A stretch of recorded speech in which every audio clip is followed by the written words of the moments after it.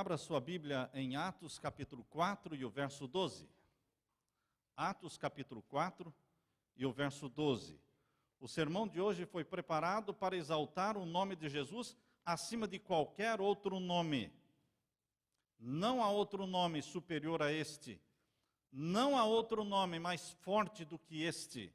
Não há outro nome mais gracioso, amável, doce do que este. Nome que o Pai deu ao seu próprio Filho, Jesus, porque Ele nos salva dos nossos pecados. Atos capítulo 4 e o verso 12. E em nenhum outro há salvação, em nenhum outro, porque também debaixo do céu nenhum outro nome existe, dado entre os homens, pelo qual devamos ser salvos. Queridos, o cristianismo possui aproximadamente 41 igrejas diferentes. 41 mil igrejas diferentes. Muitas igrejas. 41 mil igrejas cristãs, espalhadas no mundo, dificultando encontrar o caminho verdadeiro. Mas na realidade existem pouquíssimas religiões. Existem tão poucas religiões que poderiam ser contadas nos dedos de uma só mão. Eu não preciso nem das duas mãos, irmãos. Eu posso contar as grandes religiões do mundo só nesta mão. Cristianismo, com 2 bilhões e 100 milhões de membros. Judaísmo, com 14 milhões de membros. Islamismo, com 1 bilhão e 300 milhões de membros. Budismo, com 376 milhões de adeptos. Hinduísmo, com 900 milhões. Não mais. Usei somente uma mão. Estas são as 5 maiores religiões do mundo.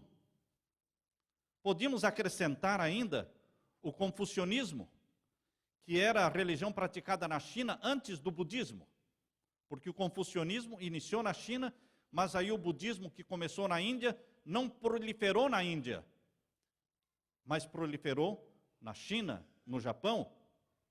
Mas o confucionismo deixou de ser uma das maiores religiões do mundo. Poderíamos falar também da religião que dominava o Irã. A antiga Pérsia era dominada pela religião zoroastrismo, fundada por Zoroastro. Hoje existem 2 milhões e 600 mil adeptos do zoroastrismo. Mas, finalmente, o Irã foi dominado pelo islamismo no 7º século.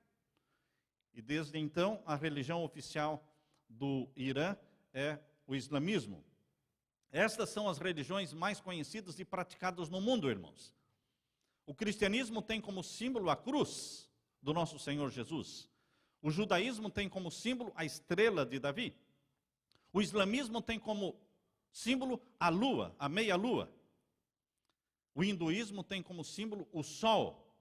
E o budismo tem como símbolo ídolos. Ídolos como o Buda assentado, eles adoram muitos ídolos. De todos os fundadores de religiões, como Confúcio, Buda, Zoroastro, Maomé, Jesus é o único, queridos, que se proclamou Deus. Nenhum fundador de religião no planeta Terra disse: eu sou Deus. Eu tenho a vida. Eu sou a ressurreição e a vida. Nenhum se proclamou Deus, unicamente Jesus. Faz alguma diferença isso? Por que só Jesus se proclamou Deus? Por que só Jesus provou que Ele é Deus? Por que só Jesus deixou o túmulo aberto, a sepultura vazia? Queridos, o budismo atualmente tem atraído dezenas e milhares de cristãos para o budismo. Dezenas de artistas de Hollywood estão indo para o budismo. Eu anotei alguns nomes aqui. Steven Seagal. Conhecem? Budista. Richard Gere, budista. Tina Turner, Orlando Bloom, Tiger Woods, Kate Bosworth, dezenas de outros. E o que o budismo tem para estar atraindo estas pessoas? O que é que ele tem que o cristianismo não tem para atrair? Porque são religiões crescentes. O islamismo é uma religião crescente, o budismo é uma religião crescente e o cristianismo é uma religião decrescente. Está diminuindo o cristianismo no mundo e está aumentando o islamismo assustadoramente e o budismo também. O que o budismo tem para oferecer? Eu me lembro de um texto do Espírito de Profecia que diz que nós, os cristãos, temos que mostrar para o mundo as vantagens do cristianismo. Quais as vantagens do cristianismo sobre o paganismo? Porque as pessoas buscam vantagens, as pessoas são interesseiras. Por que estão indo do cristianismo para o budismo ou o islamismo? O que o budismo oferece para elas? A filosofia budista gira em torno do sofrimento. 4 tipos gerais de sofrimento. O sofrimento do nascimento, tudo no budismo gira em torno de sofrimento. Nascer é sofrer, já nasce chorando, não é? O sofrimento do nascimento, o sofrimento da velhice, o sofrimento da doença e o sofrimento da morte. Estes são os 4 sofrimentos gerais no budismo. E o principal alvo, o principal propósito no budismo é alcançar a libertação através da morte. Porque eles creem que a morte, através de infinitas reencarnações, vai aperfeiçoando você até que você chega no ponto máximo e glorioso chamado Nirvana, que quer dizer extinção do ser. O budismo leva as pessoas para a extinção do ser, colocando em palavras mais simples, Nirvana, extinção do ser, significa nada. Quando você mergulha no nada. Sabe quando você pega uma gota d'água e pinga esta gota no oceano? Você vai com conta-gotas, não é? Você vai de helicóptero com conta-gotas na mão, lá no meio do oceano, então deixa pingar uma gota. E aquela gota, ao cair naquele oceano, o que acontece com ela? Some. Deixa de existir. Se extingue. Queridos, eles comparam e ilustram o nirvana como uma gota d'água caindo no oceano, extinção do ser. No budismo as pessoas lutam, se esforçam para chegarem a quê? Ao nada. Não existe um céu. Não existe um paraíso. Não existe um pai esperando por você. Não existe um irmão, Jesus Cristo, esperando por você. Não existe um salvador. Não existe salvação no budismo e nem salvador. O propósito máximo é extinção do ser, chamado nirvana. Você trocaria o céu do meu Senhor Jesus Cristo pelo nirvana? Porque nirvana significa nada. Nothing. Zero. O hinduísmo, que é a religião que se proliferou na Índia, não tem fundador. Não tem um sistema unificado de crenças, irmãos. Não tem uma autoridade centralizada. O hinduísmo representa a diversidade de religiões diferentes e crenças diferentes que existem na Índia. Eles chamam isso de hinduísmo. Existem no hinduísmo cerca de 330 milhões de deuses e deusas. Quantos deuses e deusas no hinduísmo? Cerca de 330 milhões. Dá para acreditar nisso? O coração do hinduísmo chama-se yoga. E há muitos cristãos praticando yoga. Uma jovem chegou para mim, uma jovem da igreja, um dia e disse: pastor, o que o senhor tem a falar sobre yoga? Porque eu estou grávida e eu estou fazendo os exercícios da yoga, porque me disseram que é muito bom, tal. Eu disse, cada posição praticada no exercício da yoga são posições, são movimentos de adoração a um dos deuses do hinduísmo. Yoga quer dizer união. O significado da palavra yoga é união. União com o quê? União com os deuses do hinduísmo. Através da yoga, o hinduísmo penetrou no Ocidente, nas religiões cristãs, nos conventos, nas escolas, e hoje se pratica yoga mesmo dentro das igrejas cristãs. O que o hinduísmo tem a oferecer para os cristãos? Milhares de reencarnações. Você pode se reencarnar numa planta espinhosa, ou você pode se reencarnar numa flor cheirosa. Para eles, flores, plantas, tudo é gente que morreu e que reencarnou. Você pode se reencarnar em animais ou insetos, como barata ou pulga, não é? Ou você pode se reencarnar como um rato, ou como um gato, ou como vaca, ou como peixe, ou como pássaro, como cachorro, como corvo, como precisar, de acordo com as suas obras praticadas nesta vida, você vai reencarnar em coisas melhores ou em coisas piores. No hinduísmo não se pode interferir no curso da vida da pessoa. Quem está sofrendo tem que deixar sofrer, porque este é o curso da vida daquela pessoa. E você não pode interferir no curso.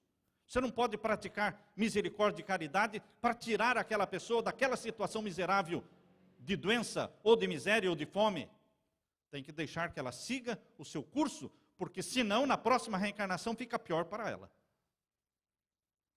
Queridos, o que é isso? O que é isso em comparação com a religião do nosso Senhor Jesus Cristo, que nos ensina a praticar a caridade, a misericórdia, as boas ações, repartir com os outros? No hinduísmo, a doença, a fome, tem que existir porque é simplesmente o curso da vida de cada um. As pessoas mortificam o corpo vivendo a vida toda, toda a existência em cima de colunas, ficam trepados em cima de uma coluna a vida toda, não saem de lá. Penitência. Ou então há pessoas que se deitam em camas de prego, jogam-se debaixo das rodas do carro sagrado, ou pessoas que querem ser picadas pelas serpentes, porque para eles é uma glória ser picado pela serpente. Pessoas que ficam ali junto aos ratos, bebendo um pouquinho do leite que os ratos, eles colocam o leite para o rato beber ou se alimentar, e o restinho eles bebem como sendo uma glória, um ato de santificação. Queridos, os deuses hindus se manifestam através de animais como vaca, macaco, serpente, rato, e precisam ser adorados. Você trocaria a religião de nosso Senhor Jesus Cristo pelo hinduísmo?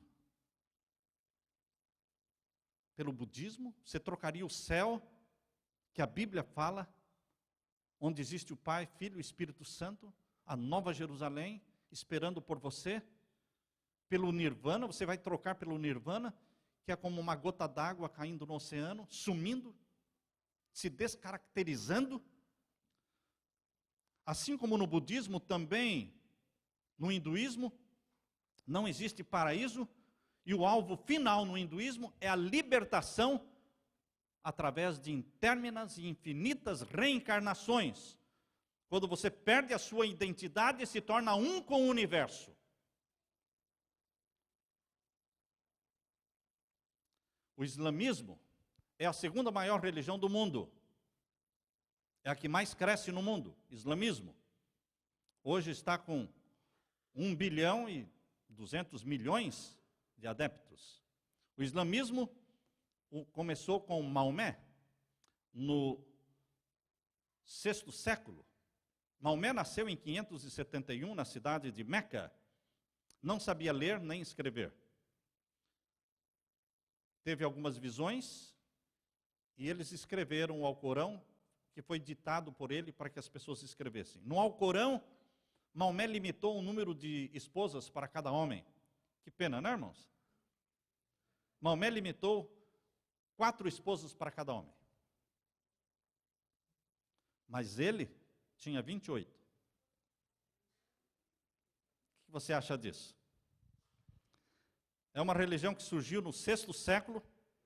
Qual o objetivo do islamismo? Destruir o cristianismo. Quando surgiu o islamismo, no 6º século, o cristianismo já existia há 500, 600 anos. Mas surgiu como uma religião para destruir os infiéis. Morte aos infiéis. E os infiéis são os cristãos, ou qualquer outro que não seja islâmico. Prega a salvação pelas obras. Por isso existem homens bombas. Uma professora de inglês, adventista, que leciona inglês ali em Jerusalém, conversando com ela, ela disse, eu tinha na classe vários meninos árabes, islâmicos, e eu perguntei a um deles, o que você quer ser quando você crescer? Ele disse, eu quero ser um homem-bomba. Homem-bomba é profissão, sonhada e desejada, porque eles creem que as pessoas que morrem desta forma já têm o paraíso certo. Jesus disse, amai vossos inimigos, mas Maomé ensina, odiai vossos inimigos. Jesus Cristo nos ensina a repartir e até mesmo a morrer pelas pessoas. Mas os ensinos de Maomé ensinam a matar as pessoas. Morrer matando o máximo de pessoas possível. E assim você alcança o paraíso. Prega a salvação pelas obras.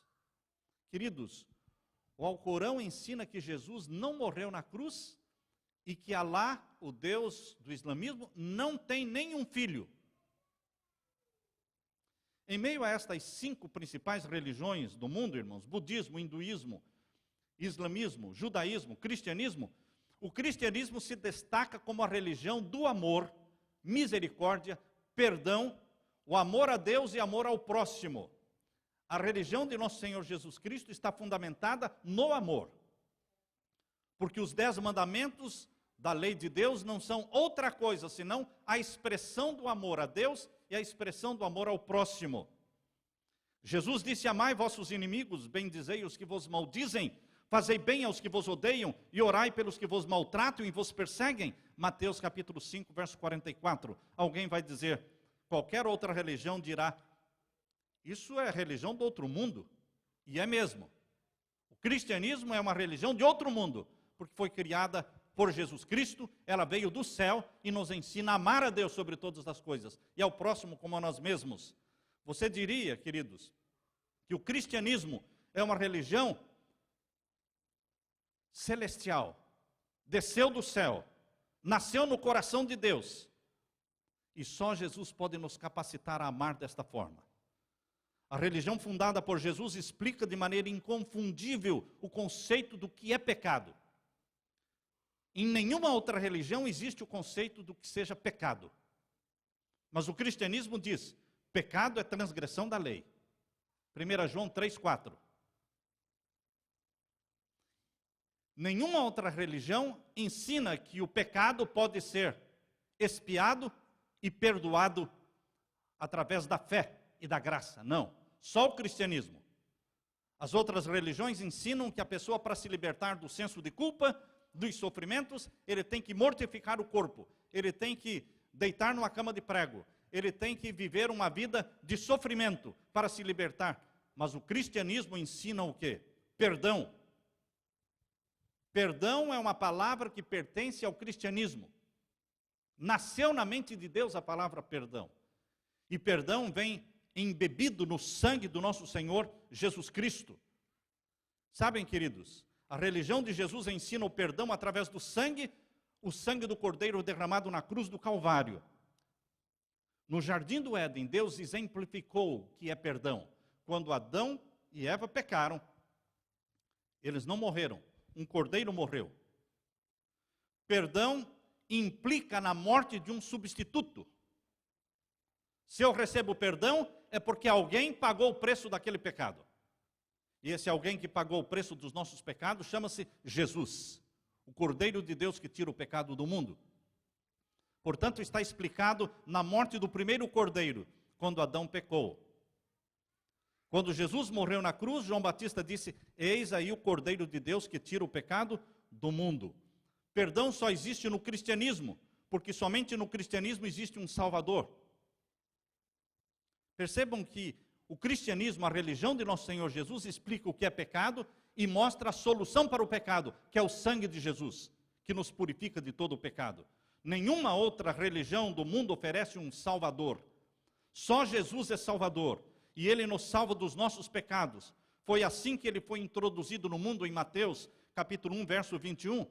Vejam lá em Mateus, capítulo 1, verso 21, diz assim, Deus falando, e dará à luz um filho, e chamarás o seu nome Jesus, porque Ele salvará o seu povo dos seus pecados. Jesus é um nome poderoso, que salva, que liberta, que perdoa, que muda o nosso interior, que sara as nossas feridas interiores. Em 1ª carta de João, capítulo 1, verso 7, irmãos, 1ª carta de João, capítulo 1, verso 7, diz assim, o sangue de Jesus Cristo, seu Filho, nos purifica de todo o pecado. Não são as penitências que conquistam o perdão. Não é a mortificação do próprio corpo. Não é o suicídio de um homem-bomba que alcança a libertação. Não são as milhares de reencarnações pregadas no hinduísmo. Não são os exercícios espirituais da yoga. Não são as indulgências vendidas. Mas unicamente o sangue de Jesus, nosso Senhor, é que nos purifica e nos perdoa. Crer em Jesus, pronunciar este nome forte e poderoso, traz salvação, traz libertação. Nunca exagere o poder do nome de Jesus. É impossível exagerar. É possível exagerar o poder que existe no nome Jesus. Porque tem muito mais poder do que você pode imaginar. Outras religiões podem dizer que o perdão que o cristianismo ensina é simples demais e não funciona. Eles precisam de coisas mais complexas. Queridos, o perdão é simples, é fácil. É a graça do nosso Senhor Jesus. A graça é uma outra palavra bíblica que só existe no cristianismo, queridos. Só o cristianismo ensina graça. Graça é o inocente morrendo pelo culpado. Eu quero que você leia comigo 1ª carta aos Coríntios, capítulo 5. 1ª carta aos Coríntios, capítulo 5, versos 14 a 15. 1ª carta aos Coríntios, capítulo 5, versos 14 a 15. Porque o amor de Cristo nos constrange, julgando nós assim, que se um morreu por todos, logo todos morreram. Isso é cristianismo. Cristianismo é um morrendo por todos. Ele morreu a minha morte, eu recebo a vida eterna que é própria dele. Continua o verso 15. E ele morreu por todos para os que vivem, não mais vivam para si, mas para aquele que por ele morreu e ressuscitou. Portanto, meus queridos irmãos, só Jesus se proclamou Deus na terra. Só Jesus ressuscitou da morte, deixando o túmulo aberto, a sepultura vazia. Só Jesus proclamou: eu sou a ressurreição, a vida, e aquele que crer em mim, ainda que morra, eu o ressuscitarei. Eu não preciso de outro Deus. Porque o que os homens temem, homens e mulheres, é a morte. Mas Jesus disse: eu sou a solução para a morte, porque eu dou vida para os que morrem. Não se preocupe, você está doente? Eu posso curar. Você está com câncer? Eu posso curar o câncer. Você morreu? Eu vou ressuscitá-lo. Só Jesus pode dar salvação. A salvação é ilustrada na vida do ladrão na cruz do Calvário. Quando aquele ladrão olhou para Jesus e disse: Senhor, lembra-te de mim quando entrares no teu reino. Queridos, a salvação chegou na mesma hora. Quanto tempo demora para você sair de uma vida de bandido, cheia de crimes, e entrar para a família de Deus como justo, santificado, salvo? Quanto tempo demora? Queridos, segundos. É o tempo suficiente para você falar: Senhor, tem misericórdia de mim, perdoa o meu pecado. E você passou da morte para a vida. Você passou do reino das trevas para o reino da luz. Você entrou para a família de Deus. Alguém pode dizer: pastor, é muito simples assim. A pessoa vive uma vida de falcatruas, de roubos, de mentiras, de adultérios, promiscuidade, e de repente, na hora da morte, ele diz: Senhor, me perdoe. E aí? Está salvo? Se o arrependimento daquela pessoa for sincero, e só Deus pode saber se ele é sincero, está salvo. Há poder no nome de Jesus. Você não conquista a salvação por penitências ou por vida certinha. Você não conquista a salvação com boas obras. Você conquista a salvação pelo nome poderoso de Jesus. Quando você clama pela salvação em Jesus, você está salvo. E Ele não somente salva você, meu irmão, mas Ele lhe comunica poder para viver a vida de salvo em Jesus. Ele lhe comunica poder, o poder do Espírito Santo, para que você viva uma vida nova, diferente dos outros.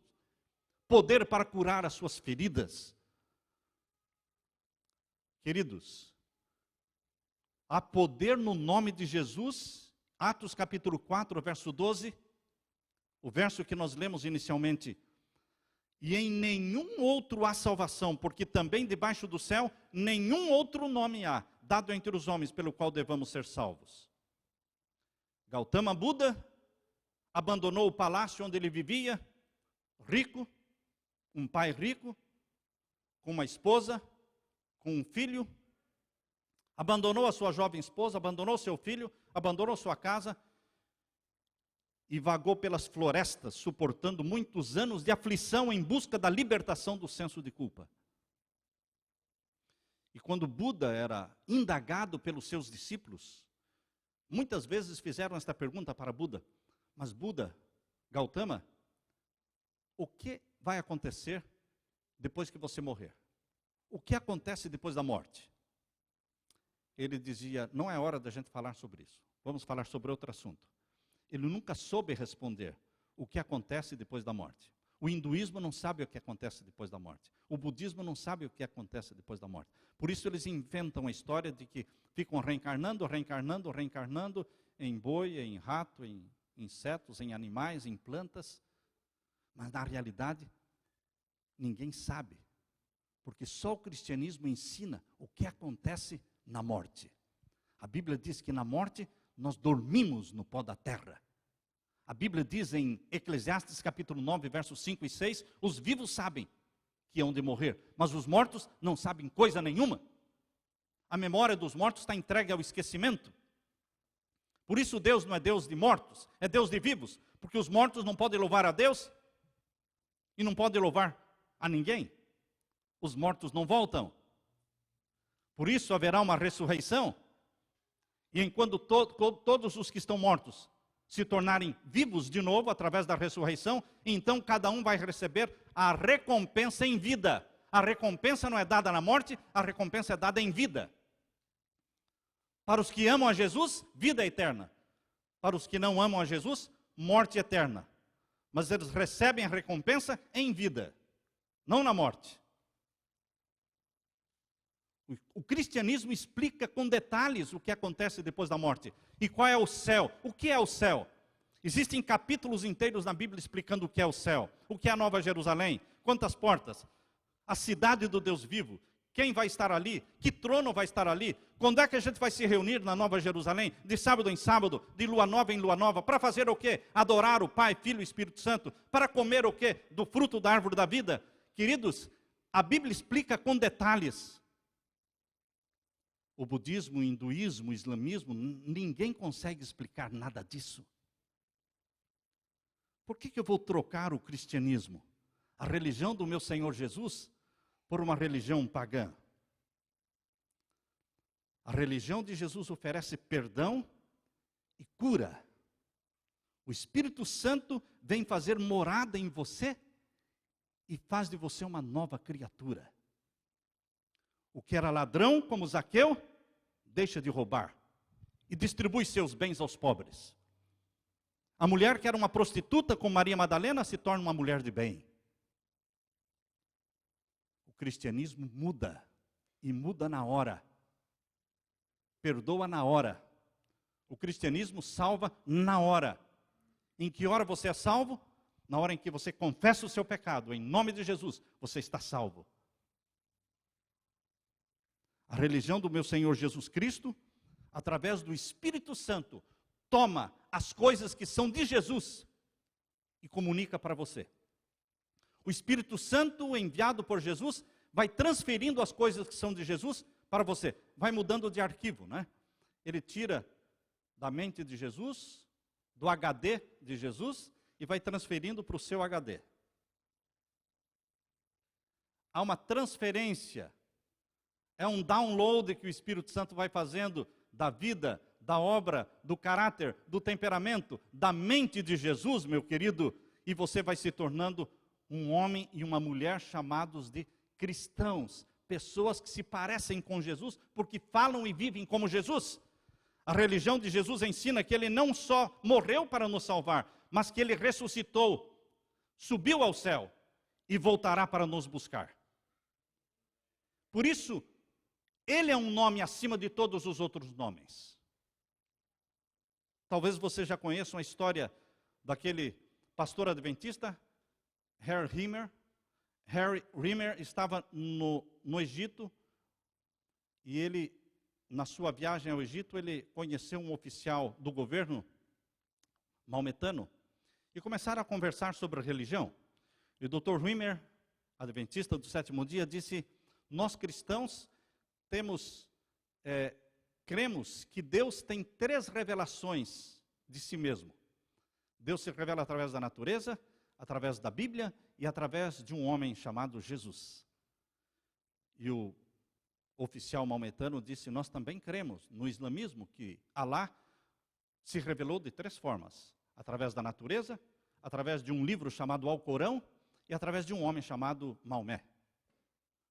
Dr. Rimmer disse: nós cristãos cremos que Jesus Cristo morreu pelos pecados do seu povo. E o oficial maometano disse: nós também cremos que Maomé morreu pelos pecados do seu povo. E o Dr. Rimmer disse: nós cristãos cremos que Jesus Cristo ressuscitou dos mortos e subiu ao céu e vai voltar para cumprir com as promessas que Ele fez. E o oficial maometano fez silêncio e depois de alguns instantes ele disse: nós não temos nenhuma notícia de Maomé depois da sua morte. Queridos, existe um nome acima de todos os outros nomes em que há salvação. Esse nome é Jesus. Jesus disse em Marcos 16:16: aquele que crer em mim e for batizado será salvo. Jesus não enrola ninguém. Jesus não fala palavras dúbias. Ele faz declarações diretas, explícitas, claras, compreensíveis. Aquele que crer em mim e for batizado será salvo. Quem não crer em mim será condenado. O cristianismo é simples. É uma religião onde Jesus é tudo em todos. Jesus é o meu pão de cada dia. Jesus é a minha água. uma fonte de água que nunca esgota. Jesus é a minha proteção em meio aos perigos deste mundo. Jesus é quem guarda a minha casa quando eu durmo. Jesus é o meu médico quando eu estou doente. Jesus é o meu psicólogo quando eu estou estressado. Jesus é Cordeiro. Jesus é Salvador. Jesus é o leão da tribo de Judá. O que é que Jesus não é? Jesus é tudo. Nós não precisamos de outro. Tudo que você puder imaginar ou necessitar poderá ser suprido na pessoa de Jesus. Um nome acima de todo e qualquer outro nome. Você precisa de outra religião, meu irmão? Você precisa de um outro Deus? Você precisa de um outro irmão mais velho que brigue por você, que lute as suas batalhas? Eu não preciso.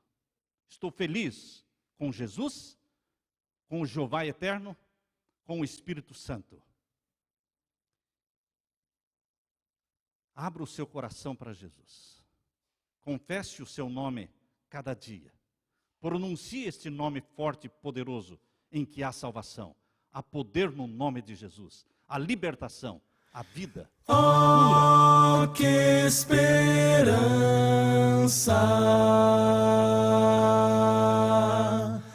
vibra em nosso ser, pois a